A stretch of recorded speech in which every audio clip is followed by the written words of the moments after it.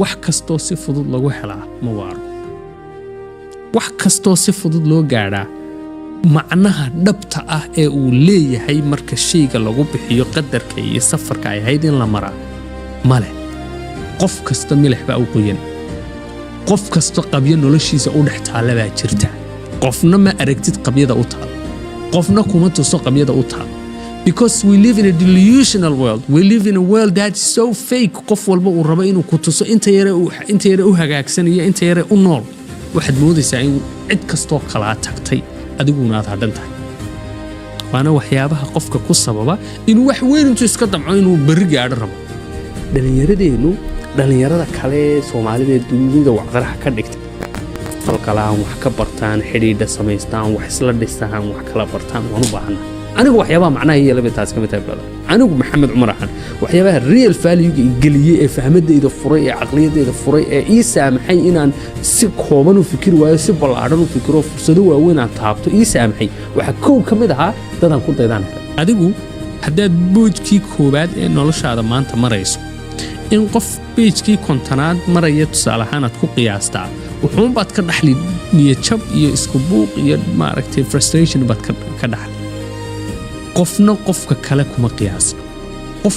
progresska waxa la yidhaahdo inuu qofku taayirka u dhaqaaqaa waa personal waa qof walba progresskiisa iyo dhaqaaqiisa iyo jihadu u socdo waa wax extremely personal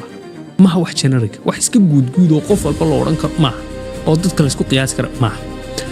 qof walba dhaqaaqiisa iyo horu socodkiisa fursadihiisa iyo caqabadihiisa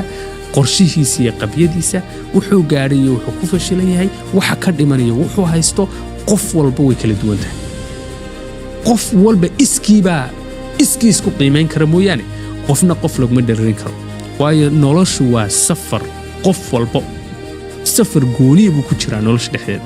qofna safarkiisu safarka qofka kale lama mid ah inta uu qalbigaaga ku jiro hamadaad ka jiifsan lahayd ka gami lahayd adiga mustaqbalka iskale cid ka xigta mustaqbalka ma jira kartida iyo hibada iyo dadaalku adduunyada wuxuu ka yahay dhex lama qaybin 4.5 laguma qaybsan cadaan iyo madow laguma qaybsan qof walba wuxuu maalayaa kartidii iyo hawlgalkii uu golay nolosha hamad uu ka seexan waayo tabteedii qaado farsamadoodii xirfadaheedii iyo garashadeedii dabada hayay oo klib keenay baa natiijada qofka siisa cidna ma ogaan doonto shaqadaad qabatay iyo waxaad ka shaqaysay iyo habeenadaad soo jeeday iyo xirfadahaad isbartay iyo dadkaad baratay iyo naftaada quality-gaad u yeeshay iyo sidaad uga shaqaysay maskaxdaada iyo maankaaga iyo sidaad ugu dadaashay inaad wax noqotid xitaa waxa lagu odhan markaa natiijooyinkaygaad heshaa lagu odhanaya wallahi wuu nasiib badan yahay nasiibka anigii ahiliye adigu ku heli waayo waa maxay ma jiro qofka maanta inuu wax noqdo rabaa meeshuu doono wax ka noqon karaa waxa ugu weynaad wax noqoshada ku bilaabi kartidna waa halkaad joogtid uun excel garee